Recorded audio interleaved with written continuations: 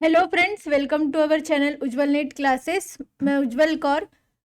आज के इस वीडियो में हम इग्नू की तरफ से जो पीएचडी का नोटिफिकेशन आया है उसके बारे में थोड़ा सा और डिटेल में देखने वाले हैं। इसके पहले की वीडियो में हमने लास्ट डेट देखी थी अप्लाई करने की और सब्जेक्ट्स की लिस्ट देखी थी।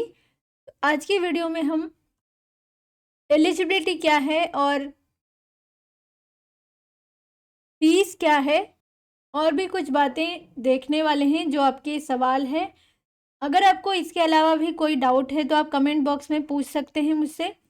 चलिए शुरू करते हैं आज की इस वीडियो को।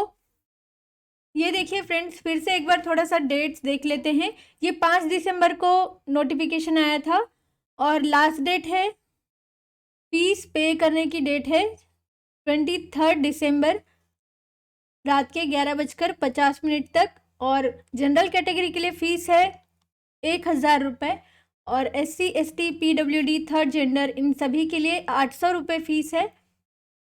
तो ये कुछ फीस के बारे में था। और आगे देखिए, करेक्शन जो शुरू होने वाला है 24 दिसंबर से 26 दिसंबर, 2 दिन का समय दिया गया है। और एडमिट कार्ड्स के बारे में भी नहीं बताया गया है। डेट ऑफ एग्जामिनेशन है 16 जनवरी। ये चीज़ें हम डिस्कस कर चुके हैं, इसलिए मैं रिपीट नहीं करूँगी अभी। तो आप net banking, credit card, debit card या फिर UPI पिन से फीस पे कर सकते हैं। स्कीम ऑफ एग्जामिनेशन देखते हैं फ्रेंड्स, यानी कि पैटर्न क्या है एग्जाम का। ये mode of examination LAN based, computer based test होगी, यानी कि ऑनलाइन ही होगी। ड्यूरेशन रहेगा 3 घंटों का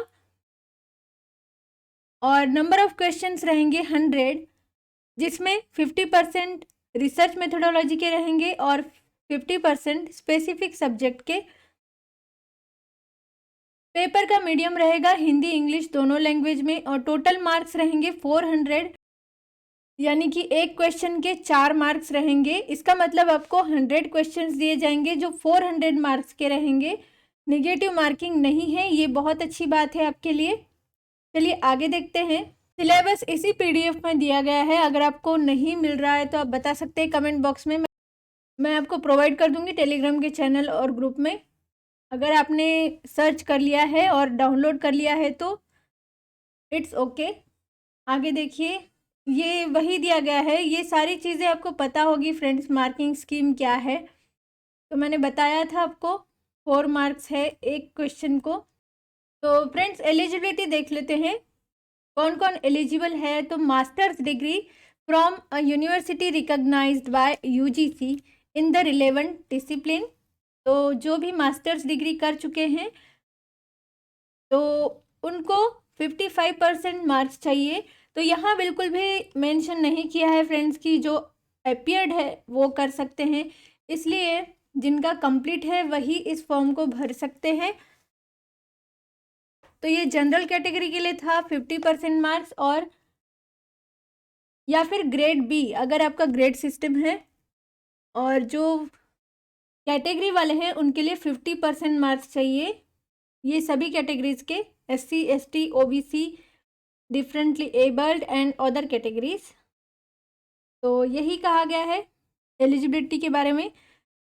जो PG कंप्लीट है वो अप्लाई कर सकते हैं। चलिए आगे देखते हैं। सिलेक्शन प्रोसीजर में कुछ इम्पॉर्टेंट मैं इंस्ट्रक्शन बताऊंगी, इसमें जो भी चीज़ें इम्पॉर्टेंट पॉइंट्स है।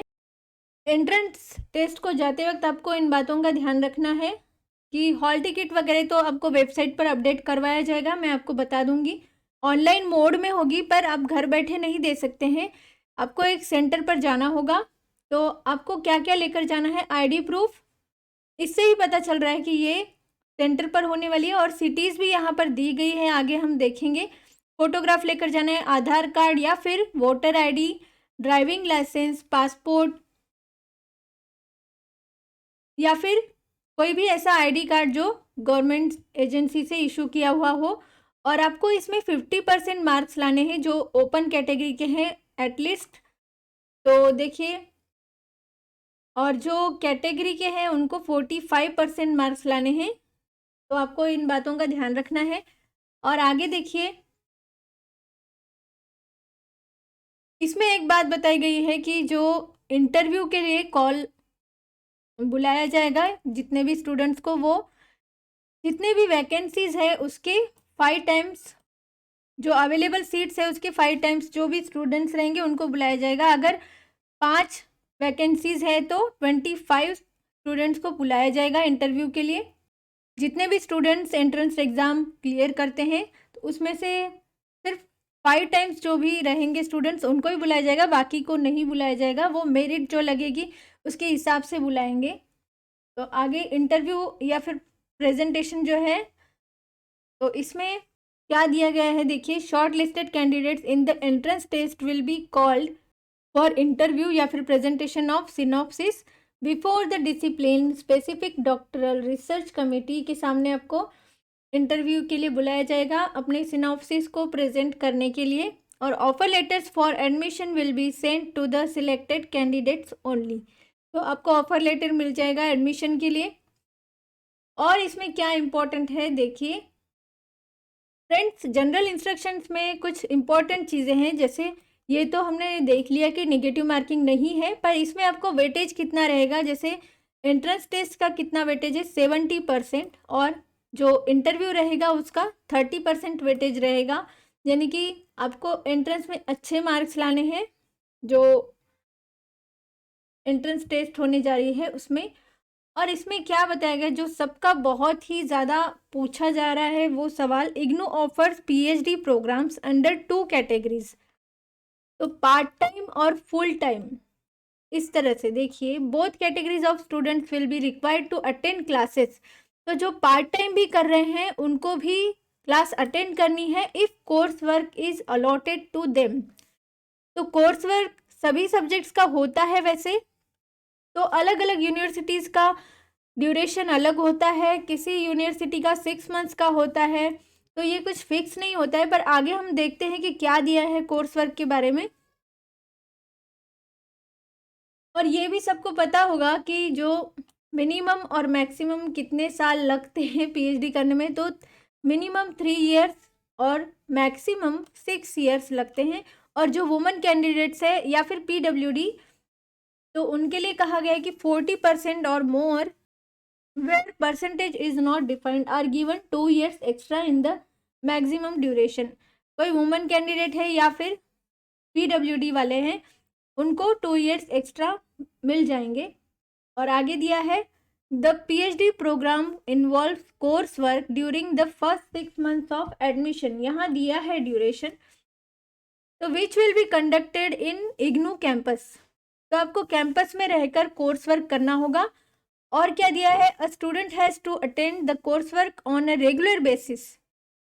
तो आपको लग रहा होगा कि ये एक ओपन यूनिवर्सिटी है तो आपको घर बैठे करने को मिलेगा पीएचडी, ऐसा नहीं है, कर सकते हैं आप, पर कोर्स वर्क आपको रेगुलर बेसिस पर ही करना होगा। एटलीस्ट आपकी 80% क्या दिया है, अटेंडेंस कंपलसरी है इसमें।